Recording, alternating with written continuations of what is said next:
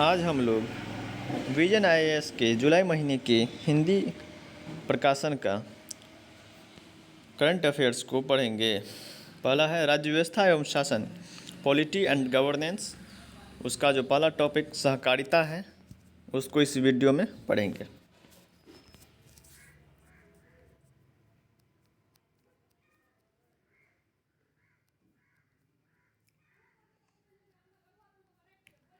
सहकारिता सुर्खियों में क्यों? हाल ही में केंद्रीय और गृह सहकारिता मंत्री ने नई दिल्ली में सहकारिता के 100वें अंतर्राष्ट्रीय दिवस के अवसर पर आयोजित समारोह में भाग लिया। अन्य संबंधित तथ्य। इस समारोह का आयोजन सहकारिता मंत्रालय और भारतीय राष्ट्रीय सहकारी संघ NCUI द्वारा किया गया था। NCUI सहकारी आंदोलन का प्रतिनिधित्व करने वाला शीर्ष संगठन है। इसकी स्थापना वर्ष 1929 में अखिल भारतीय सहकारी संस्थान संघ के रूप में हुई थी। वर्ष 1961 में इसका पुनर्गठन किया गया था। इस आयोजन का मुख्य थीम था सहकारिता के माध्यम से आत्मनिर्भर भारत और एक बेहतर विश्व का निर्माण करना। सहकारिता के बारे में परिभाषा। सहकारी समिति समान आवश्यकता वाले व्यक्तियों का एक स्वैच्छिक संगठन है। समिति में शामिल लोग साझा आर्थिक हितों की प्राप्ति के लिए एक साथ कार्य करते हैं। इसका उद्देश्य समाज के गरीब वर्गों के हितों पर ध्यान केंद्रित करते हुए अपने सदस्यों को सहायता प्रदान करना होता है। सहकारी समिति स्वयं सहायता और पारस्परिक सहायता के सिद्धांत पर आधारित होती है। इसकी कार्य प्रणाली। सहकारी समितियों के गठन से लोग एक समूह के रूप में एकजुट होते हैं। वे अपने व्यक्तिगत संसाधनों को एकत्रित करते हैं तथा उनका सर्वोत्तम तरीके से उपयोग करते हैं। उसके बाद जो लाभ प्राप्त होता है उसे सभी आपस में साझा करते हैं। सहकारी समिति में लोग अपनी इच्छा के अनुसार प्रवेश कर सकते हैं। साथ ही वे सहकारी समिति छोड़ने के लिए भी स्वतंत्र होते हैं, लेकिन वे अपनी हिस्सेदारी को हस्तांतरित नहीं कर सकते हैं। प्रासंगिकता। विश्व भर में 30 लाख से अधिक सहकारी समितियां हैं। विश्व की 12% से अधिक जनसंख्या सहकारी समितियों से जुड़ी हुई है। अगर विश्व की सभी सहकारी समितियों को जोड़ दिया जाए तो उनका मौद्रिक योग विश्व की 5वीं सबसे बड़ी आर्थिक इकाई के बराबर होगा। सहकारिता सिद्धांत। स्वायत्तता और स्वतंत्रता, स्वैच्छिक और खुली सदस्यता, समुदाय के लिए चिंता, सहकारी समितियों के बीच सहयोग, शिक्षा, प्रशिक्षण और सूचना, लोकतांत्रिक तरीके से सदस्यों पर नियंत्रण, सदस्यों की आर्थिक भागीदारी। सहकारी समितियों के लिए संवैधानिक और कानूनी प्रावधान। पहला है सहकारी समितियां 7वीं अनुसूची के तहत राज्य सूची के अंतर्गत आती हैं। दूसरा है अनुच्छेद 19(1) के C के तहत सहकारी समितियों का गठन एक मौलिक अधिकार है। और तीसरा, संविधान में उल्लिखित DPSP अनुच्छेद 43B के तहत सहकारिता को बढ़ावा देना भी राज्यों को दिया गया एक संवैधानिक निर्देश है। चौथा, बहुराज्य सहकारी समिति अधिनियम 2002 एक से अधिक राज्यों में संचालित होने वाली समितियों के पंजीकरण का प्रावधान करता है। भारत में कार्यरत विभिन्न प्रकार की सहकारी समितियां। उपभोक्ता सहकारी समितियां, उत्पादकों की सहकारी समितियां, सहकारी ऋण समितियां, सहकारी कृषि समितियां, आवास सहकारी समिति, विपणन सहकारी समिति इत्यादि। विश्व की 300 सबसे बड़ी सहकारी समितियों में भारत की 3 समितियां अमूल, इफ़को और क्रिब्को शामिल है। भारत में सहकारिता के समक्ष चुनौतियां।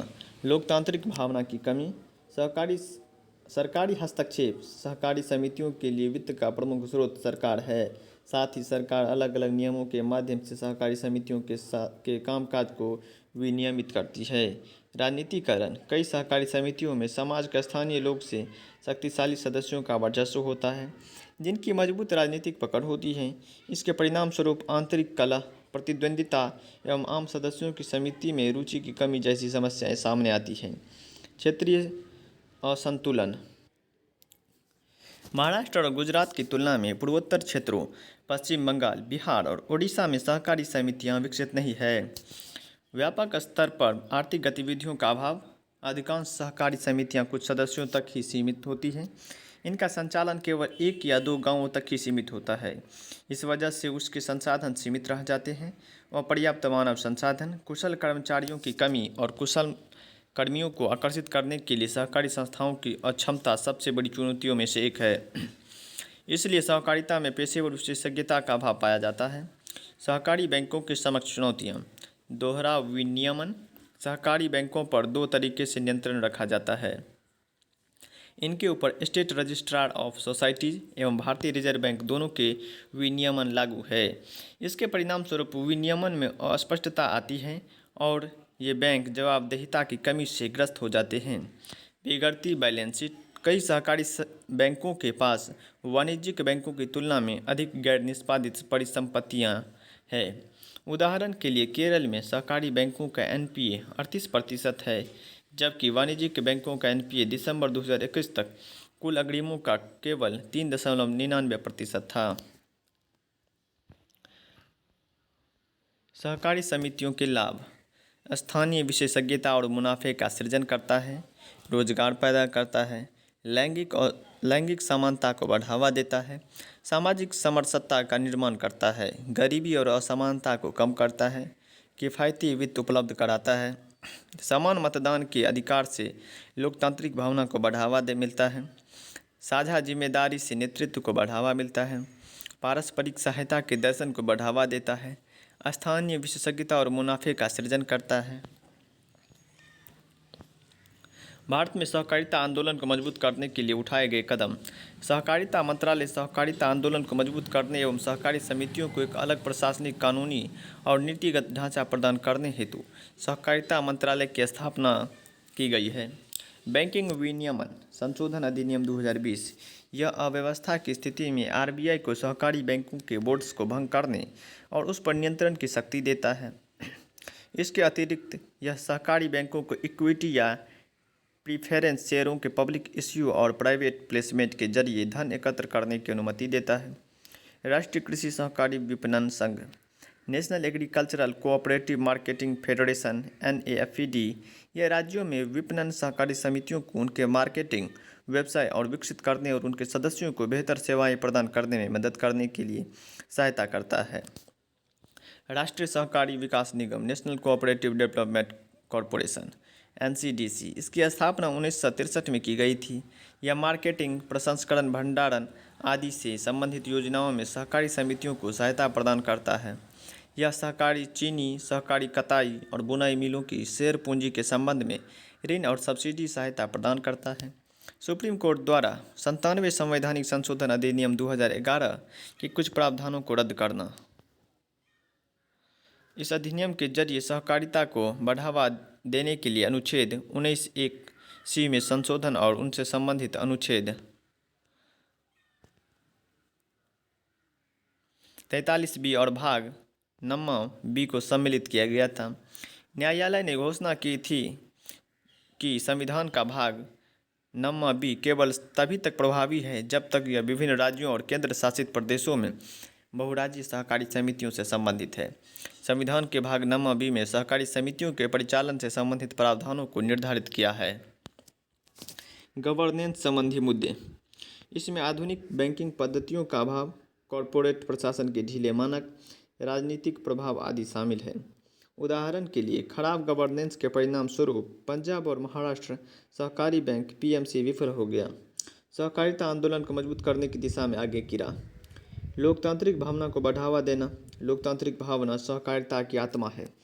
साथ ही राजनीतिक प्रभाव को कम करने और सहकारी समितियों की समावेशिता को बढ़ाने के लिए भी यह आवश्यक है। निम्नलिखित उपायों के जरिए वस्तुनिष्ठता और पारदर्शिता को बढ़ावा देकर इसे सुनिश्चित किया जा सकता है।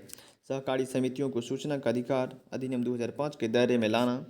सहकारी समितियों के निदेशक को हर साल अपनी संपत्ति घोषित करने के लिए बाध्य करना। सदस्यों के बीच उनके अधिकारों के साथ साथ सहकारी समितियों के उद्देश्यों के बारे में जागरूकता पैदा करना।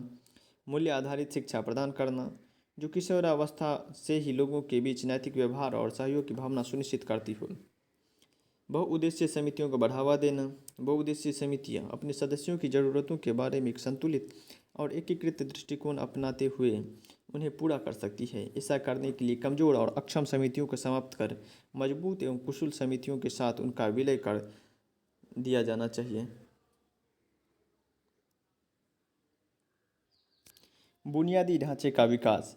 एक पारदर्शी, जवाबदेह और कुशल प्रणाली सुनिश्चित करने के लिए विशेष रूप से गवर्नेंस, बैंकिंग और व्यवसायों का डिजिटलीकरण करना, कुशल कर्मचारी सहकारी समितियों के कर्मचारियों, स्कूलों, कॉलेजों, विश्वविद्यालयों, तकनीकी और व्यावसायिक संस्थानों के छात्रों को सहकारिता का प्रशिक्षण प्रदान करना, साथ ही सहकारी समितियां बनाने के इच्छुक ऐसे लोगों को प्रशिक्षण देना जिन्हें सहकारी समितियों से संबंधित कार्यप्रणाली एवं अनिवार्यता के बारे में जानकारी नहीं है। इस प्रकार यह पहला टॉपिक खत्म हुआ। इसी प्रकार के वीडियो के लिए कृपया चैनल को सब्सक्राइब कर दें और नोटिफिकेशन वाले बेल आइकन को दबा दें।